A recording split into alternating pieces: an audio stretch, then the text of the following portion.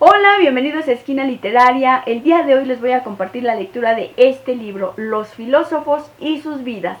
Y hablaremos de la vida de Descartes. Lo realizaré en 6 partes. Esta es la primera parte y espero que les guste.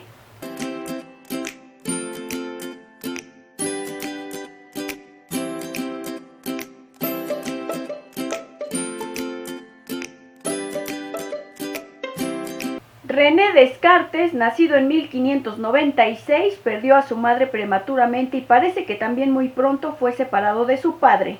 En una de las escasas referencias a su madre, dice que murió pocos días después de nacer él. Al parecer no sabía la verdad. Murió unos 13 meses después, al poco de dar a luz a una niña que tampoco le sobrevivió mucho. Descartes escribe que su madre murió de una enfermedad pulmonar causada por ciertos trastornos. Las palabras que emplea, quelques desplaisirs, pueden significar también ciertas aflicciones o ciertas desgracias. En la carta que hace esta confidencia supone haber heredado de su madre su propia tos seca y su palidez. Y sigue diciendo que su tos y su palidez no desaparecieron hasta los 20 años. De modo que todos los médicos a los que visitó antes de esa edad le auguraron una muerte temprana. Pero añade alentadoramente que su carácter enfermizo, en el que casi natural, había sido poco a poco derrotado por su inclinación a ver y a hacer las cosas tan agradables como fuese posible, y que sus principales satisfacciones dependieran solo de sí mismo. En todos los sitios se nos habla de la extrema fragilidad de Descartes hasta la edad de 13 años. Es interesante la identificación de sus enfermizos años de juventud con su madre, lo que indica que había heredado de ella la amenaza de su propia muerte. Su buen humor e independencia los considera como una forma de contrarrestar la enfermedad y sin duda la tristeza. Como muestra de su estudio sobre las pasiones del alma, toma la tristeza como las demás emociones en un sentido mental y psicológico.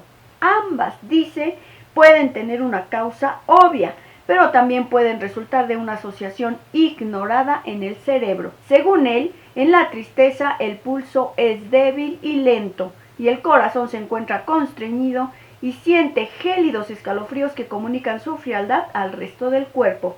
Para explicar la palidez que acompaña a la tristeza, Descartes dice que la tristeza contrae los orificios del corazón y la sangre. Cada vez más espesa y fría se retira del corazón, mientras que la cara en particular empalidece y se alarga. Pero no solo la tristeza, dice, produce palidez. En los niños puede ser el sustituto de las lágrimas causadas por la ira.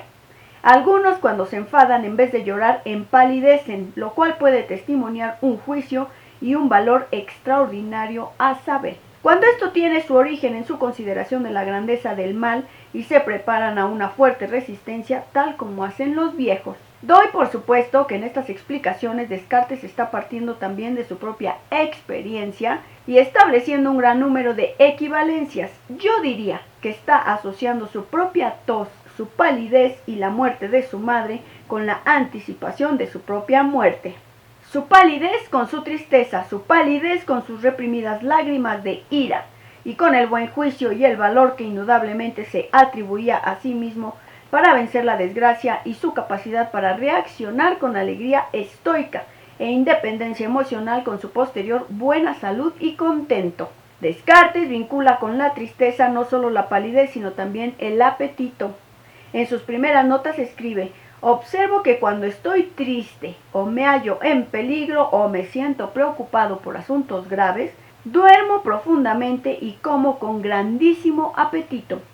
Si por el contrario me hallo alegremente relajado, ni como ni duermo.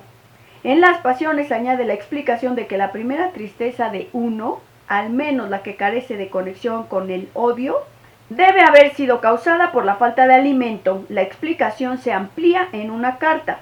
Me consta que a algunos la tristeza les quita el apetito, pero como yo siempre he experimentado en mí mismo que lo aumenta, me he basado en esto. Su tipo de reacción, dice, depende de la alimentación insuficiente o insana al principio de su vida. Caso en el que el movimiento vital se destruye, el apetito deviene después compañero inseparable de la pasión de la tristeza. Para decirlo en términos modernos, la pérdida de apetito en el triste resulta de una inconsciente asociación infantil. Descartes dice también que en efecto, en él persiste un insaciable apetito infantil. En mi opinión, todo lo que vengo repitiendo sobre la palidez, la tristeza y la nutrición insuficiente se relaciona con la temprana muerte de la madre de Descartes. La ausencia de ésta se acentuó con lo que puede juzgarse como la ausencia emocional del padre, provocada por las circunstancias, la indiferencia o ambas cosas. El padre, cuyo padre y abuelo habían sido físicos, era consejero del Parlamento de Bretaña. El Parlamento se reunía en Rennes, donde el padre tenía que asistir a periodos de sesiones de 3 o 4 meses cada año, dejando a la familia en casa, en La Haya. El padre se hallaba ausente cuando nació Descartes, así como cuando murieron su esposa y la hija menor. A partir de los 4 años de edad de Descartes, las ausencias paternas se alargaron hasta 6 meses y 1 año. También, más o menos por entonces, el padre de Descartes se casó en segundas nupcias. Descartes y muy probablemente su hermano y hermana mayores se criaron en La Haya, en casa de su abuela. De esta rara vez se hace mención en las cartas de Descartes, que también recibió los cuidados de otra mujer. Lo sabemos por la carta que dictó en su lecho de muerte, en la que pedía que se le asignase una pensión a su nodriza, que siempre le había cuidado durante toda su vida. Cuando murió la abuela de Descartes, este tenía 14 años, pero en cualquier caso ya hacía 3 o 4 años que le habían mandado a un pensionado. Uno de los primeros biógrafos de Descartes dice que el padre de Descartes le llamaba a este mi filósofo, debido a la insaciable curiosidad con que le preguntaba las causas y los efectos de todo. Hay informaciones de cuya autenticidad no hay razones de duda, que acentúan la sensación de distanciamiento entre Descartes y su padre. Según estas noticias, su padre se enojó mucho al ver que su hijo se entregaba al estudio de la filosofía hasta el punto de escribir libros. Sin duda no previó la importancia que luego se le atribuiría a él y a sus escritos cuando dijo: de todos mis hijos solo de uno estoy descontento. ¿Qué necesidad había de traer al mundo a un hijo lo bastante ridículo como para interesarse en semejantes majaderías? Descartes parece haber estado distanciado no solo de su padre, sino también de su hermano y hermana, pero la muerte de su padre cuando Descartes tenía 14 años le conmovió profundamente. Como sabemos por una carta en la que discrepa de aquellos que piensan que las lágrimas y la tristeza solo corresponden a las mujeres, y recuerda, no hace mucho he sufrido la pérdida de 2 personas muy allegadas y experimenté que aquellos que querían evitarme la tristeza la suscitaban, mientras que me consolaba la condescendencia de aquellos a los que veía afectados por mi pena. Una de las 2 personas a las que se refería Descartes era sin duda su padre, mientras que la otra puede haber sido su hermana o su hija ilegítima, Francine, ambas muertas en el mismo año. La enfermedad de Francis, que tenía 5 años, solo había durado 3 días. Descartes la lloró con una ternura que le llevó a experimentar que la verdadera filosofía no suprime en absoluto la naturalidad. Confesó que su muerte le había infligido la mayor aflicción de su vida. Puesto que Descartes no tenía ningún interés por vivir con la madre de Francine, una sirvienta, ya no puede haber habido nadie con quien él pudiera sentirse emocionalmente muy unido. En mi opinión, ya había completado la lección que le había enseñado la muerte de su madre y el distanciamiento de su padre.